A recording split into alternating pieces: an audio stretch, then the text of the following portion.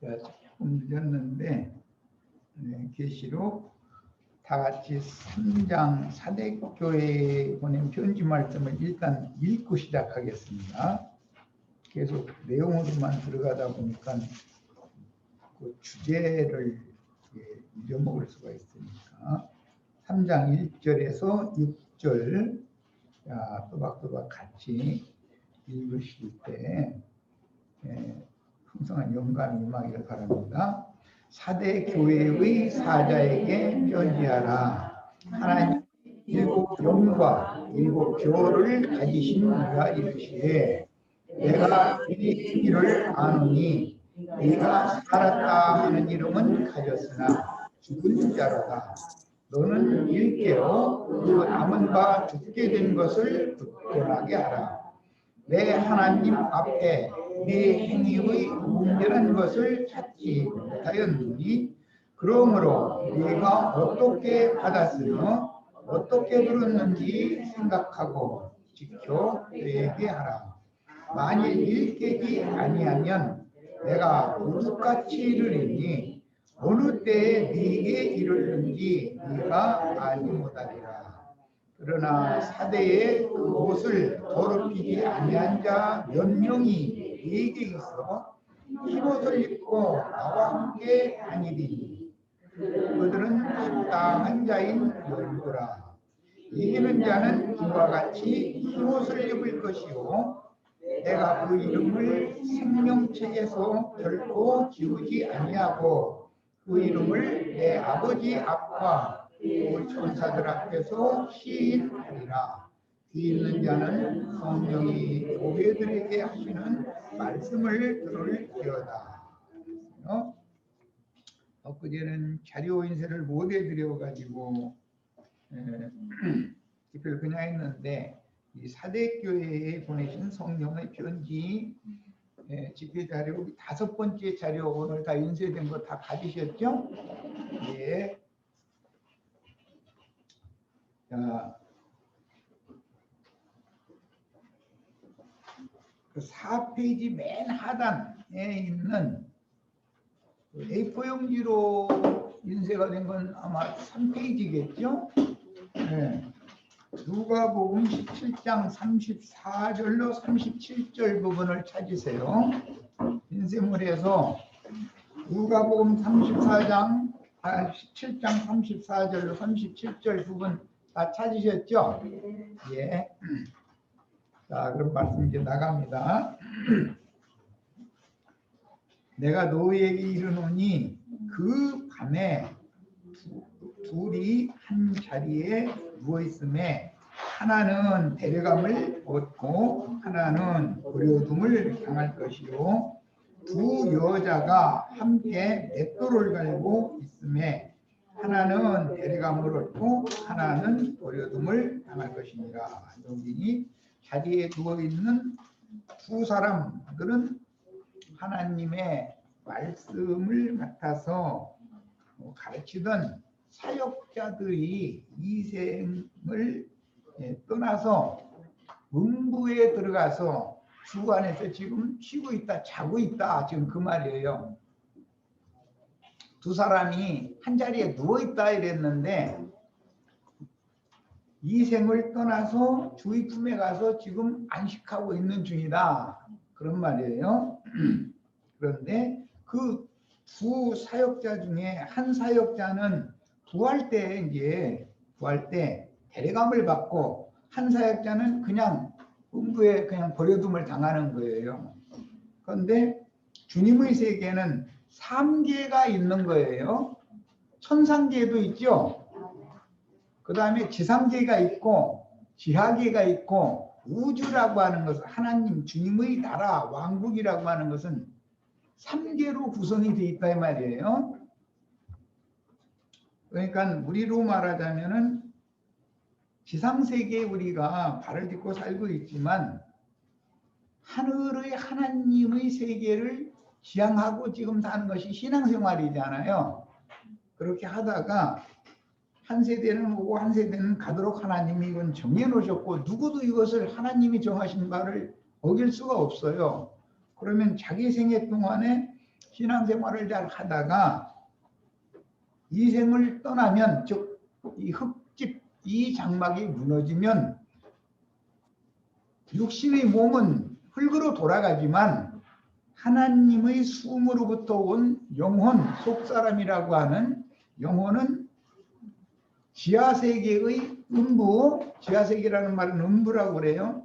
음부의 낙원에 주님 품에 가서 쉬고 있다가 하나님이 설정해 놓으신 한 시대의 종결기에는 부활 때가 반드시 오게 마련인데, 그 부활 때 첫째 부활로 일어날 수 있는 사람들, 오늘 사대교회의 사제에 현재하신 말씀 중에서는 이기는 자들이라고 그랬어요.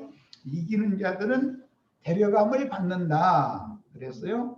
데려감을 받을 때는 치천사, 즉 영의 몸으로 입고, 영원히 살 수 있는 몸은 영의 몸이지 이 혈육의 육신의 몸이 아니잖아요.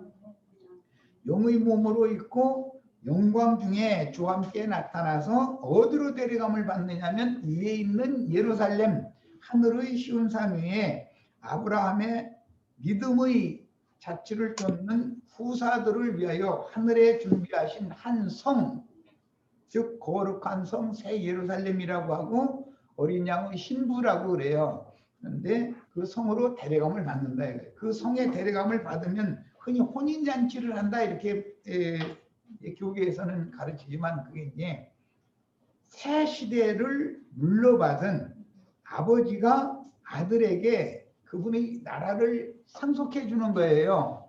그러려면 대관식을 해야지 왕으로 등극식을 해야 되잖아요. 그럼 왕만 등극식을 하는 것이 아니라 왕비가 준비가 되어져서, 어린 양 신부가 준비돼서 함께 대관식을 해야 된다 이거예요. 그러니까 우리 형제 자매님들은 왕 중의 왕이신 예수 그리스도의 배필, 황후, 영원 세계의 황후가 되는 것을 목적으로 지금 신앙생활을 하는 거예요. 지금 내가 한 말을 잘 염두에 두셔야 돼요. 이것은 성경 전권을 이해하는 아주 가장 기초적인 얘기예요.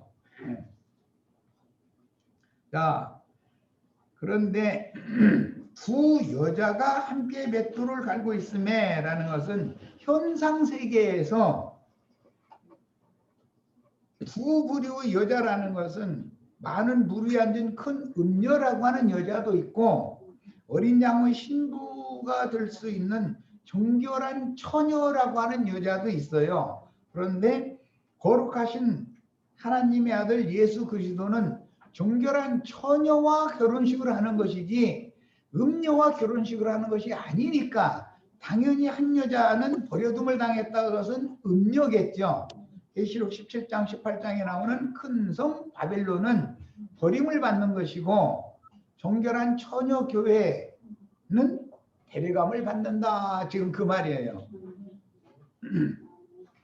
매를 간다라는 것은 부부가 합방하는 그런 상태를 은어적으로 표현하는 셈족의 관용어예요.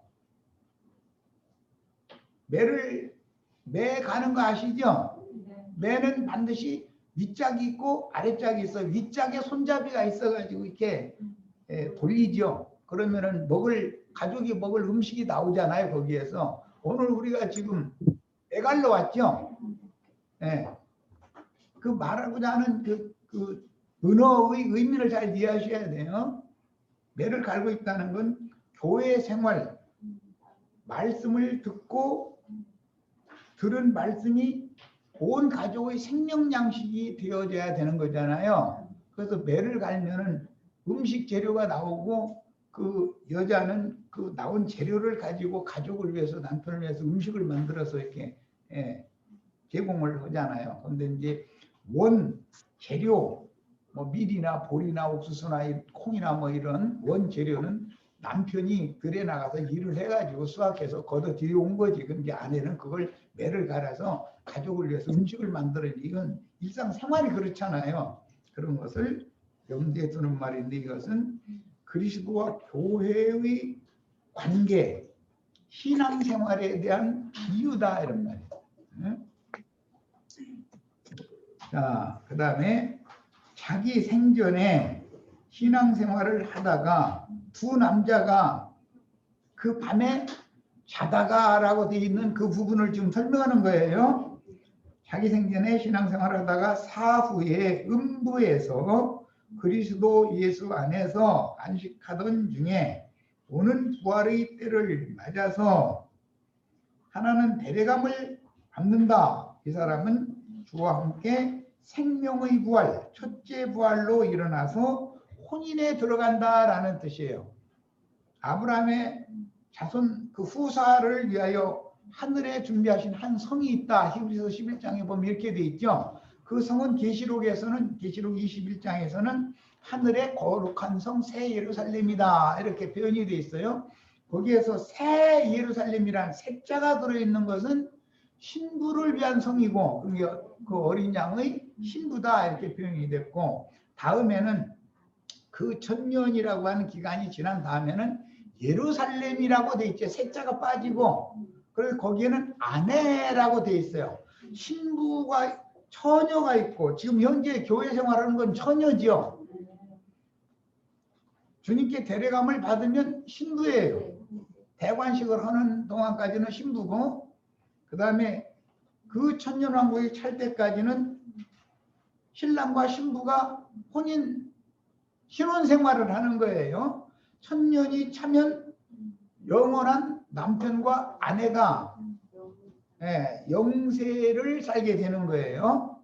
이런 관계를 성경에서는 표현할 때 교회 생활하는 동안은 뭘로 표현한다고요? 처녀. 그래서 열 처녀 얘기가 이제 나오죠. 다섯 처녀는 데려감을 받았고 혼인집에, 다섯 처녀는 버려둠을 당했잖아요. 메갈든 두 여자가 하나는 데려감을 당하고 하나는 버려둠을 당한 이야기잖아요. 앞에 두 남자는 밭에서 땀을 흘리면서 일을 했는데 하나는 데려감을 당하고 하나는 버려둠을 당했다. 이렇게 성경에는 두 남자와 열 처녀가 짝을 이루어서 12, 12라고 하는 완성수를 구성하는 거예요. 그런 구조로 성경이 기록이 되어 있기 때문에 성경을 읽을 때는 그런 구조를 알고서 읽는 게 필요해요. 자, 그 다음에 생명의 부활, 첫째 부활로 일어나 누구는 혼인에 들어가고, 누가 혼인에 들어가요? 그러면 정결한 처녀만 혼인에 들어가는 거예요. 기름을 준비한 다섯 처녀는 정결한 처녀다라는 말이죠. 기름을 준비하지 못한 다섯 처녀는 정결하지 못한 처녀예요. 말하자면 이건 비유예요. 왜 정결하지 못한가? 세상 신과 참 하나님 예수 그리스도 두 신을 섬긴다 이거예요. 그건 간음하는 걸로 섬기한다 이런 말이야. 남편이 남편을 두 남편을 몰래 이렇게 섬기고 있으면 그거는 음녀인 것이죠. 세상사의 비유를 들어서 영의 세계를 성경이 설명하고 있는 거예요. 그러니까 세상 교회 생활을 하면은 오늘 또 지금 예배당이나 성당에 모여가지고 세상 축복받으라 뭐 이적 기사가 일어나서 뭐 안 되던 일이 잘 되고 뭐가 막 어떻게 되고 자꾸 이런 얘기를 했으면은 멀쩡하던 사람 갖다가 데려다가서 이상한 사람 만들어 놔버리는 거예요.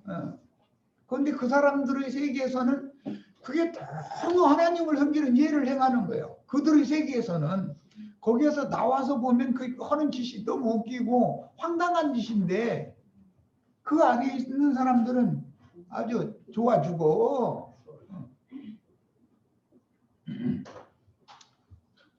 그래서 다니엘서 12장 1절로 3절에 보면 말세 마지막 때에는 티끌 중에서 자던 자들이 하나님의 책에 목명된 자들은 다 일어나서 구원을 얻고, 하나님의 책에서 흐려진 자들, 목명되지 못한 자들은 티끌 중에 누워서 여전히 무궁한 부끄러움을 당하게 된다. 이렇게 예언이 돼 있어요.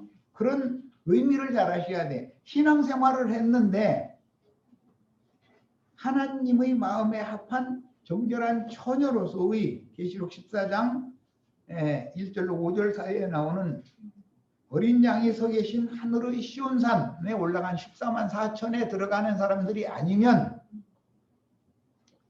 간음하는 여자들이기 때문에 계시록 17장에 나오는 많은 무리한 큰 음녀이기 때문에 그들은 버림당한다 그 말이에요. 이런 문제에 대해서 잘 이해가 있기를 바라요. 자,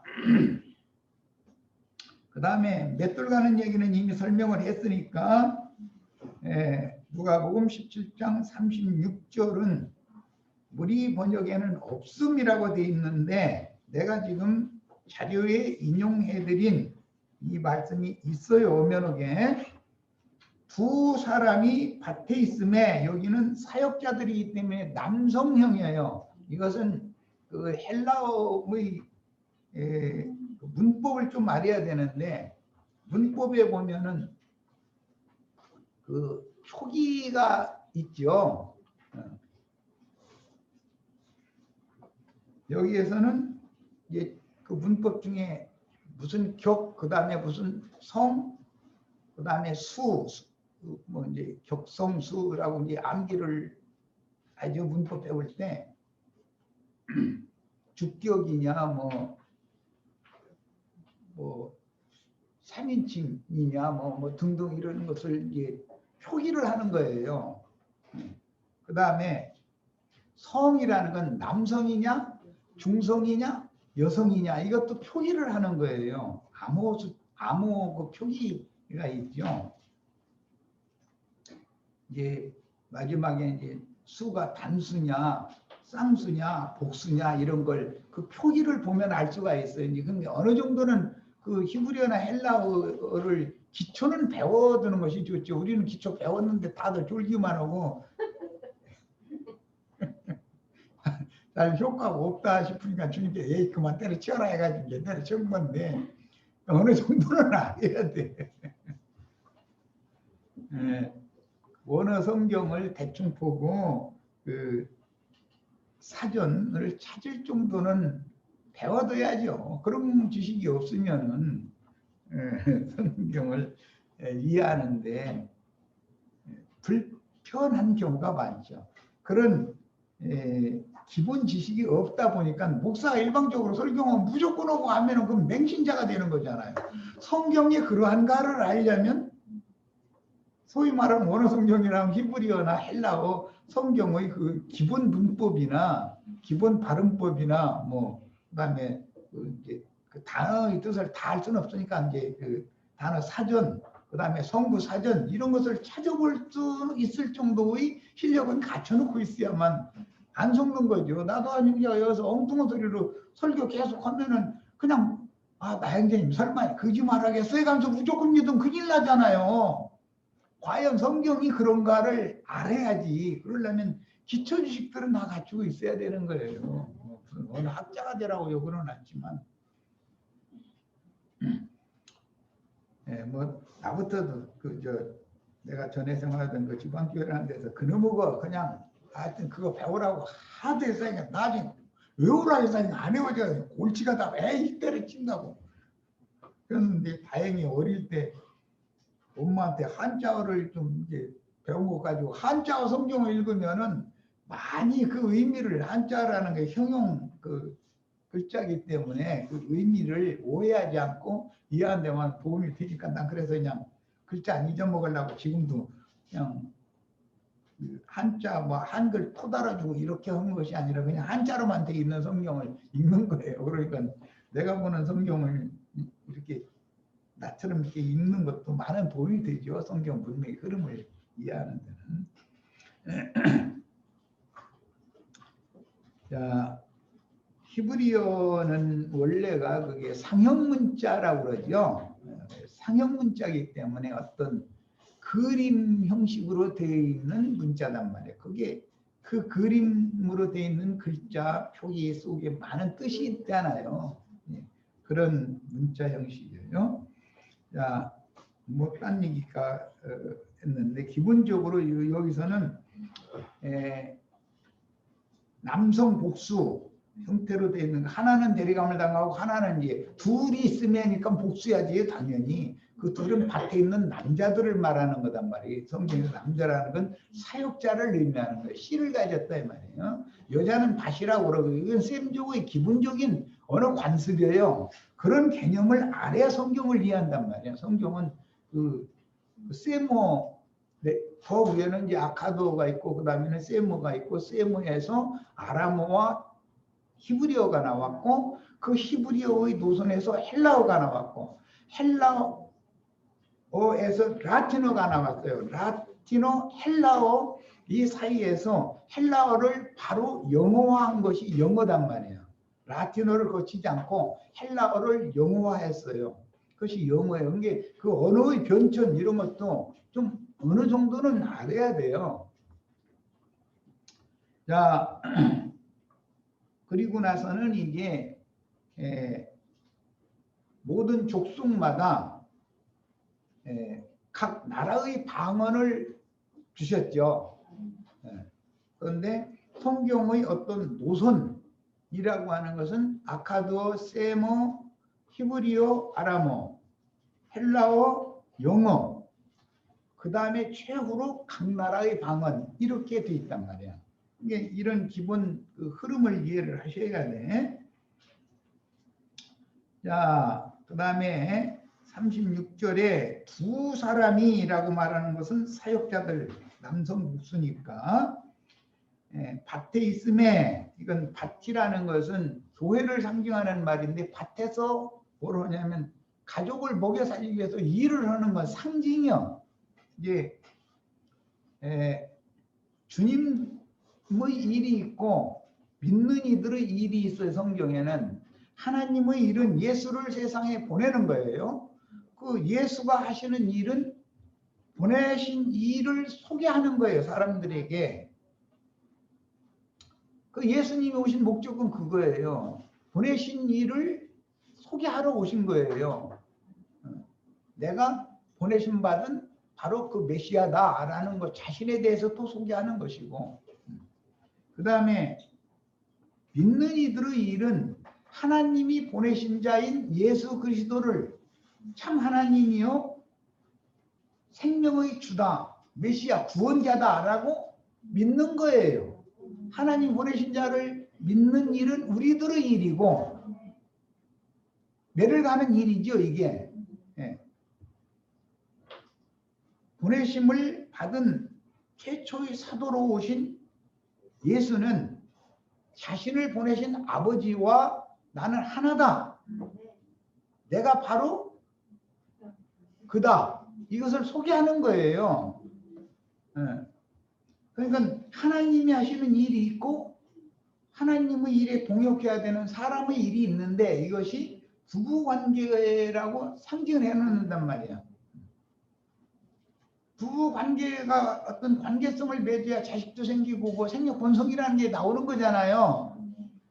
이런 것이 인생사의 표적이 세모의 은어로 이렇게 표현이 된다. 이게 그리스도와 교회의 관계성을 말한다 이런 말이야. 자, 하나는 데려감을 당하고 하나는 버려둠을 당할 것이라. 그들이 대답하여 이르되, 여기 그들은 이 말씀을 듣고 있던 제자들과 바리새인들이에요. 누가복음 17장은 바리새인들에게 하신 말씀이 있고 제자들에게 하시는 말씀이 있죠. 누가복음 17장 20절을 보겠습니다. 바리새인들이 하나님의 나라가 어느 때 임하나이까 묻거늘. 바리새인들과 먼저 대화를 하시죠. 바리새인들이 질문했으니까. 그 다음에 바리새인들과 20절 21절 말씀을 나눈 다음에 22절에는 또 제자들에게 이르시되, 이렇게 바리새인들과 대화를 나눈 다음에 두 번째는 누구와 대화를 나누시는 거예요? 제자들과 대화를 나누는 중이에요. 그러니까 지금 현재 여기 누가복음 17장 36절에 그들이 대답하여 이르되 할 때 이것은 주님과 함께 있던 바리새인들 중에 함께 있던 제자들이 물어보는 말이에요. 대답하여 이르되 주여 어디 오니까? 어디 오니까 라는 것은 주님이 임하시는 곳. 주님이 어디로 오십니까? 지금 그 말이에요. 제자들 보고는 임한다고 하시지 않았고 나타나리라 이렇게 누가복음 17장에 보면 이렇게 되어 있죠. 바리새인들의 질문은 어느 때 임하나이까 라고 물었고 제자들에게 답변을 하실 때에는 나타난다. 인자의 날에 이렇게 인자가 나타나는 날에는 30절 읽습니다. 인자가 나타나는 날에도 이러하리라. 자, 바리새인들은 어느 때 임하시느냐고 물었고 하나님의 나라는 사람이 볼 수 있도록 여기 있다 저기 있다도 할 수 없고 사람이 볼 수 있도록 임하는 것이 아니다라고 그들에게는 답변하셨어요. 그리고 제자들에게는 인자는 이렇게 나타난다라고 설명을 하셨어요. 우리 형제 자매님들을 오늘 교회 모임에 와서 이런 말씀을 들을 때 그 영이 되신 주님이 형제 자매님들의 심령과 마음으로 지금 임하시죠. 이 생에 육신 잃고 살아있는 사람들에게는 임하시는 거잖아요. 그걸 도적같이 온다 이렇게 표현을 했어요. 인자가 도적같이 온다. 어느 사람 속에 임하는 것은 누가 볼 수 있어요? 몰라요? 그 사람의 심령으로 생명의 빛이 임해서 영이 밝아지는 것 자체가 지금 임하시는 중인데 저 사람 속에 지금 주의 성령이 임하고 있는지 아닌지 누가 알아요? 그걸 알 수 있게 임하시는 것이 아니죠. 그러나 이 생을 마치고 음부에 영혼이 들어갔다가 부활의 때에는 주와 함께 영광 중에 나타나게 된다. 나타날 때는 육의 몸이 아니라 영의 몸을 입고 시공을 초월한 새 우주로 나타난다 이 말이에요. 네, 지금 이것을 설명하시는 거예요. 자, 주님이 이제 어디로 오십니까? 라고 제자들이 물으니까 답변하는 거예요. 이르시되 죽음이 있는 곳에는 독수리가 모이느니라 이러셨어요. 예, 독수리에 대해서 이해를 돕기 위해서 출애굽기 19장 4절로 6절 사이에 보면 하나님 자신이 독수리다 그랬죠. 내가 독수리 날개로 너희를 업어서 이 광야로 데리고 왔다. 그 목적은 너희로 하여금 제사장 나라로 세우려고 그런다. 이게 말씀이 나와 있어요. 그리고 신명기에도 독수리 둥지에 대해서 말씀하셨어요. 독수리가 절벽 위험한 곳 그곳에다가 둥지를 져놓고 새끼를 거기다 놔놓고서 날개를 너풀거려 가지고 새끼를 보호하여 기르는 말씀을 하셨어요. 그러니까 이 세상이라고 하는 것은 절벽 낭떠러지예요. 여기서 잘못하면은 천길 만길 낭떠러지로 추락해서 죽는 거예요, 다.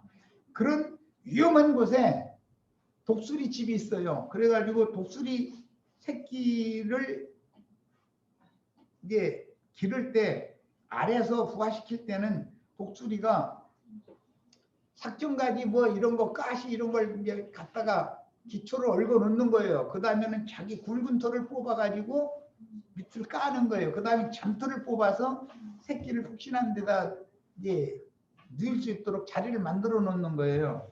그런데 이 독수리가 어느 정도 자라고 나니까 자꾸 밖에 나오는 것을 좋아해. 바깥 세상 구경하려고. 그러면 한번에다가 끼어뚱하고 바람 불면 뚝 떨어지잖아요. 그러면 멀리 어미가 있다가서 신속하게 날아가서 자기 어깨로 그 등으로 다시 받아가지고 다시 집으로 가서 거기다 내려놓고 이런 것을 반복해서 떨어지고 받아서 다시 집으로 옮기고 하는 걸 훈련을 한단 말이야.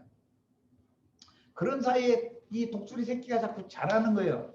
자라면은 자라는 사이에 자꾸 독수리 떨어지는 새끼를 옮겨다 놓다 보니까 날갯짓을 하다 보니까 잔털부터 시작해서 붉은 털은 다 날아가 버리고 이제 가시만 남는 거예요.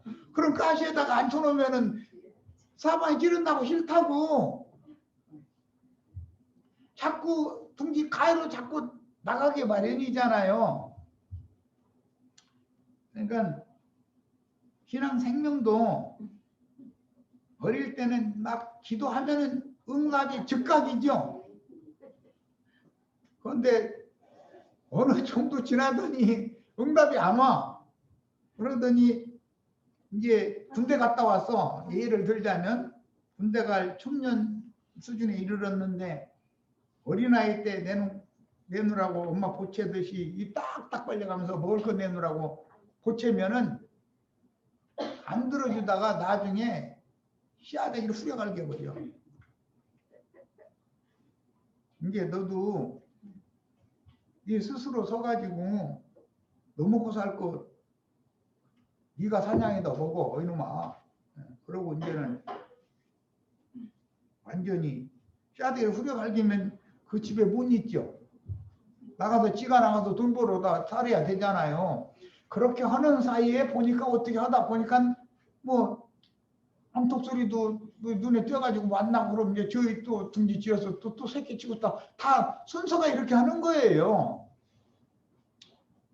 자, 이제는 그런 성경이 말하는 개념을 어떤 데서는 레위기 11장 같은 데는 독수리는 부정한 새에 들어가요. 왜? 육식성이기 때문에.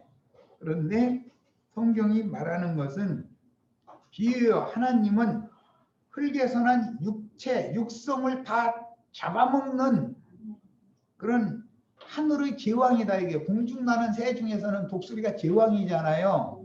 상징이야 이것이. 그런데 독수리는 제일 특징이 뭐냐면 시력이 좋아가지고 먼 데서도 작은 뭐 쥐새끼 이런 거 땅바닥에 움직이는 걸 다 본단 말이야. 뿐만 아니라 아주 독수리는 여우가 달려가는 것보다도 훨씬 더 빠른 속도로 날아가서 여우 사냥도 하잖아요. 신속한 것도 또 그 특징이에요. 근데 이런 것을 염두에 두시고 계시록 4장 7절을 찾아 읽겠습니다.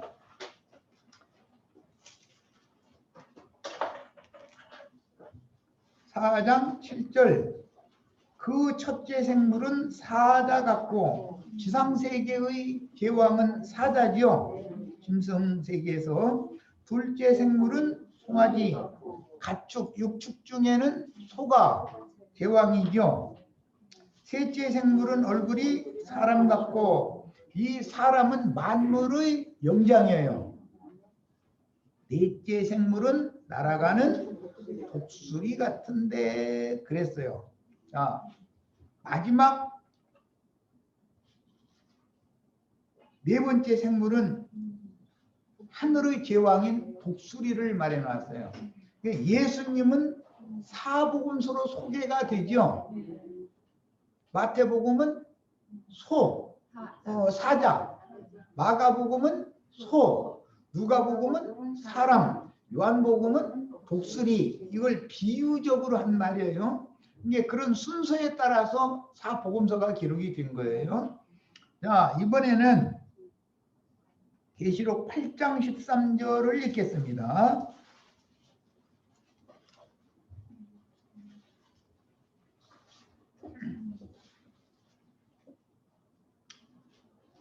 내가 또 보고 들으니 공중에 날아가는 독수리가 큰 소리로 이르되 땅에 사는 자들에게 화가 있으리니 이는 세 천사들이 불어야 할 나팔 소리가 남아있으니로다 하더라. 그러니까 7 나팔 중에 네 번째 나팔 소리는 독수리 복음이라는 게 흔히 세상 쪽에 어떤 사람들이 이렇게 말하는데 이제 영원한 복음이죠. 독수리가 공중에 날아가면서 선포하는 재앙을 선포하는 말씀으로 되어 있다 이 말이에요. 이게 5째, 6째, 7째 나팔은 재앙을 선포하는 말씀이에요. 네. 자, 그런데 독수리가 사람이 알아듣는 말을 해가면서 공중에 날아간다는 거예요. 그럼 이해가 됩니까? 창세기에는 뭐 뱀이 사람이 알아듣는 말을 서로 했다고 이렇게 하고 이해가 안 되죠. 그러니까 어떤 무식한 목사라는 사람들은 창세기 때는 뱀이 그냥 사람하고 대화하다고 사람 말 알아듣고 막 그랬다고 잃어버리고 정말 황당하죠. 그러면 진리자 요한이나 예수님이 오셔서 유대교 지도자들 보고 이 뱀들아 독사의 새끼들아라고 창세기 말씀을 뱀의 영을 받은 혓바닥이 갈라져 가지고 하늘에 속한 말도 하고 땅에 속한 말도 해가지고 사람 혼잡시키고 혼동되게 하는 이런 인간들 보고 종교 지도자들 보고 뱀들이라고 한 것이고 창세기는 모형이지 그림자고 아니 무슨 놈의 창세기에서는 사람하고 막 대화를 나누는 뱀이 어디가 있습니까? 그런 식으로 성경을 해석하면 그게 도대체 그게 거듭난 사람들이 아니잖아요. 그게 목사 자신이 거듭난 영이 없기 때문에 성경을 해석 그 사람들이 성경을 가르치면 안 되는 거예요. 원래는 그 가르치는 그들이 있으니까 사람들이 가서 아멘 아멘하고 전화기를 내는데 이게 다 지옥사자들이잖아요. 멸망으로 이끌어가는 그 거짓 선지자들이잖아요. 그냥 집회할 때마다 그냥 세상교회 목사님들 이렇게 치느냐고 이럴까 모르는데 그렇게만 듣지 말고 좀 정신 차려서 듣고 이제라도 회개하고 돌이켜서 다른 사역을 하다가 남은 인생 주님 앞에 드리면 얼마나 좋은 일이에요.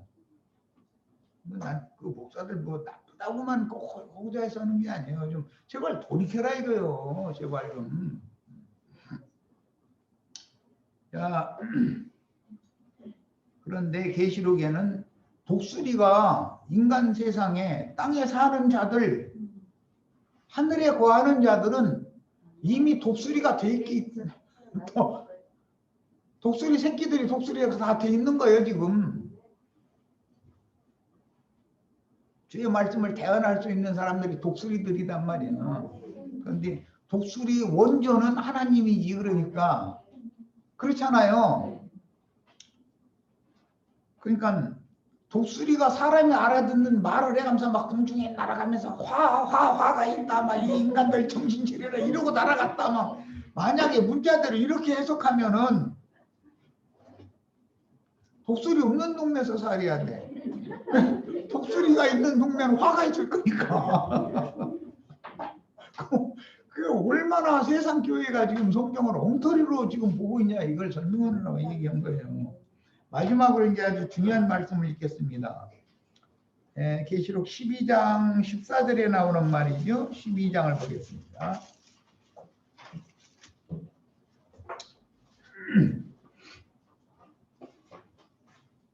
13절부터 읽겠습니다. 용이 창세기에서는 뱀이었어요. 계시록에 오면 이게 큰 용이 되죠.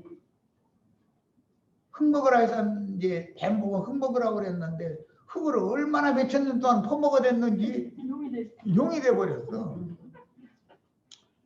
용이 자기가 땅으로 내쫓긴 것을 보고 남자를 낳은 여자를 박해하는지라. 여기 남자를 낳은 여자, 이거 굉장히 중요한 말이에요. 셈족의 기본 관념은 여자로 태어나면 히브리인 남자를 만나서 가정을 이루고 생육 번성을 해야만 하나님의 나라를 유업으로 얻는 구원을 받을 수 있어요. 히브리인 여자든 이방인 여자든 간에 하나님의 아들 히브리인 중의 히브리인 예수를 만나서 혼인을 해서 생육 번성을 해야만 구원을 얻어요. 그래서 여자는 해산함으로 구원을 얻는다라는 말씀이 그런 셈족의 기본 개념에서 오는 거예요. 이런 기본 의미를 이해하셔야 돼. 자, 그 여자가 큰 독수리의 두 날개를 받아. 이 큰 독수리의 두 날개에게는 출애굽기 19장 4절에서 6절에 이미 나온 말이죠. 그건 조금 이따 읽을 거예요. 큰 독수리의 두 날개를 받아 광야 자기 곳으로 날아가 거기서 뱀의 낯을 피하여 한 때와 두 때와 반 때를 양육받음에 여자의 뒤에서 뱀이 그 입으로 물을 강같이 토하여 여자를 물에 떠내려가게 하려 하되 무슨 놈의 뱀에서 사람 떠내려갈 만큼 물이 나옵니까? 뱀입에서 거짓말이 이렇게 나온다 이 말이죠. 목사들이 설교들이 다 이런 거죠. 땅이 여자를 도와 그 입을 벌려 용의 입에서 또한 강물을 삼키니 여기 여자와 땅은 단어는 다르지만 의미는 같아요. 남편은 하늘, 셈족의 개념이에요. 이것이 아내는 땅이에요. 네. 아내의 태는 개간된 밭이란 말이야. 결혼한 아내의 태는 개간된 땅이지만 처녀는 그냥 땅이라고 그러고 아내의 태는 밭이라고 그래요. 그 밭은 남편의 씨를 받아가지고 잉태, 해산, 그 다음에 해산한 다음에 젖먹이고 기르고 하는 것이 그게 여자가 해야 되는 일이에요. 예, 땅과 하늘은 연합을 해야 생명을 산출하는 것이 우주 이치예요. 이것이 셈족의 언어 개념이란 말이에요. 셈족은 이런 얘기하면 그냥 금방 그게 그 말이라고 알아들어. 그런데 이 성경의 말씀을 가르침 받지 않은 사람들은 이런 성경 읽으면 이게 뭔 소리인지 뭐. 여자가 거하고 있는 땅은 뱀의 물로 홍수 심판에 침해를 받지 않도록 보존되는 땅이다 이거예요. 애굽이라고 하는 그 세상을 상징하는 애굽의 고센 땅이라고 하는 것은 히브리인들이 거기에 살았죠. 애굽은 어둠이 충만하지만 애굽 전역에는 고센 땅, 똑같이 애굽에 있는 땅이에요. 조그마한 이제 지역이죠. 목축할 수 있는 땅이에요. 거기는 들판이죠. 그러니까 그 라고 하는 말이 이제 애굽에는 나일강 하수, 나일 삼각주 보고 델타라고 그래요. 거기에는 위에서부터 거름기 이런 것이 막 흘러내려와서 그 축적이 돼 있기 때문에 거기는 씨만 뿌리고 거름을 안 줘도 농사가 그렇게 잘 되는 거예요. 애굽에는 그래서 곡물이 땅에 곡물이 많이 나오는 것이에요. 그게 델타. 그런데 히브리인들은 애굽 중에서도 버림받은 땅, 허들판, 사람이 갈 수 없는 땅, 거기는 목축하기에나 좋지 농사하기에나 합당하지 않은 땅이에요. 그런데 히브리인들은 조상 대대로 이생의 육신의 장막을 입고 사는 동안은 목축업자의 후손이었어요. 그 말은 카인이 죽인 아벨의 후손이다 그 말이겠죠. 당연히 아벨이 목축자였잖아요. 그 후손은 셈족이에요. 그러니까 믿는 이들은 세상에 사는 동안에는 세상사가 잘 되는 것이 아니에요. 세상 교회가 지금 가르치면 거짓말하는 거예요. 땅에 속한 산물을 씨만 뿌리면 뭐 몇백 배로 이게 소산이 나고 그런 생각하시면 안 돼요. 그것은 세상 부귀 영화와 상관이 없는 세상에 있지만 교회라고 하는 것은 양무리들을 목축하는 곳이지 여기는 땅에 농사하는 곳이 아니에요. 하늘의 농사를 하는 거예요. 천국 농사를 하는 것은 교회단 말이에요. 이런 것을 이해를 하고 사셔야 돼. 우리가 이런 말씀을 듣는 것은 천국 농사를 위해서 이런 말씀을 듣는 거예요. 교회 생활은 천국 농사하는 거예요. 비유요 이런 것들이. 뭔 얘기하다 여기까지 가버렸네. 아까 저 계시록 12장 얘기하다 그랬구나. 땅을 여자를 떠내려가게 하려고 하는데 땅이 그 여자를 돕는다는 거예요.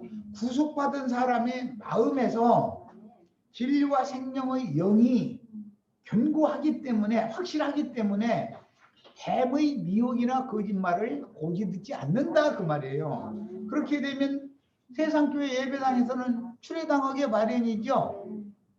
목사님이 거짓말해도 아멘 아멘 하고 막 돈 내라고 헌금 막 갖다 내고 이렇게 해야 좋아하지. 목사들은 돈도 안 내고 말똥말똥하고 이 목사가 하는 말이 진실인가 아닌가 이거 분석하고 있고 이렇게 하면은 쫓아내버려요. 돈말로 쫓아내는 것도 아니고 늙은 닭은 찔겨서 못 모여면서 우리 저 자매님들 연세 드신 분들은 예배당가에 화장 받도 못해. 여기니까 지금 편안히 앉혀놓고서 이런 말씀. 왜? 경수가 끝나가지고 세상적인 자식을 낳을 수 없는 사람들을 땅을 치료한다 그러는데 어떻게 땅을 치료해요? 물론 농사꾼들이 땅을 치료하기 위해서는 몇 년 농사를 짓다가 금비만 사용했으면 땅이 산성화돼 가지고 황폐되면은 어떻게 하냐면 퇴비를 갖다 냅다 갖다 돼지똥, 닭똥, 뭐 쇠똥 이런 거 있는 그 퇴비를 갖다 냅다 내질러 가지고서는 밭가리를 해가지고서는 태우고 나서 그 떼앞볕에 이제 그 땅을 태우고 나서 그 다음에 물을 갖다 넣어가지고 쏘레질을 해서 심으면 농사가 잘 되지요. 그건 이제 땅을 치료하는 수단이 이건 비유요. 그런데 에스겔서 47장 거기 보면은 성전의 공문으로 스며나오던 그 물이 점점 가면서 큰 강을 이루게 되죠. 그 물이 흘러가는 땅은 전부 치료된다고 돼 있잖아요. 땅이 치료하는 얘기. 이것은 경수가 끊어진 사라의 태를 고치는 얘기예요. 야, 이 말은 나라고 하는 인간은 도무지 구원이 가능하지 않다 라고 자신을 부인하는 지경까지 가도록 땅을 황폐화되게 맡겨버려. 그랬다가 주님께서 은혜를 입혀주시면 통회하는 영이 부어지게 마련이고, 주님 나 좀 살려주세요 이렇게 하면은 치료를 받는다 이거예요. 늙은 사례의 태가 사라의 태로 바꿔지면 약속의 자식인 이삭이 나오게 돼 있다. 약속에 따라서 하는 것이지 사람이 노력해서 난 게 아니잖아요. 이런 것이 비유예요. 비유. 자, 그러니까 우리들이 교회 모임에 와서 이런 말씀을 가르침 받는다는 것이 내 심령과 마음, 나의 속사람이 하나님이 영원전부터 준비해 놓으신 메시아의 왕국에 들어가서 영생을 누리는 유일한 수단은 교회 생활을 하는 거란 말이에요. 교회 와서 말씀을 가르침 받아야 되는 거예요. 진리의 세계에 대해서 깨달아지고 바르게 알아지는 만큼 내 속이 빛이신 하나님으로 말미암아서 내 속이 밝아진다. 빛의 자녀가 되는 거예요. 이렇게 해서 이 점점 어둠이나 그림자가 다 물러가게 되고 이제 장성하게 된다 이 말이에요. 그럼 빛으로만 충만케 해주는 것이 영광의 성 하나님의 빛만 충만한 거룩한 성 예루살렘에 데려감을 받을 자격이 구비되는 거예요. 이런 것이 구원인 거예요. 자, 독수리 얘기에다가 뭐 시간 다 보내가지고서 벌써 시간이 많이 돼서 그 시간 여기까지 해서 마치겠습니다. 잠시 쉬었다 이어서 할 겁니다.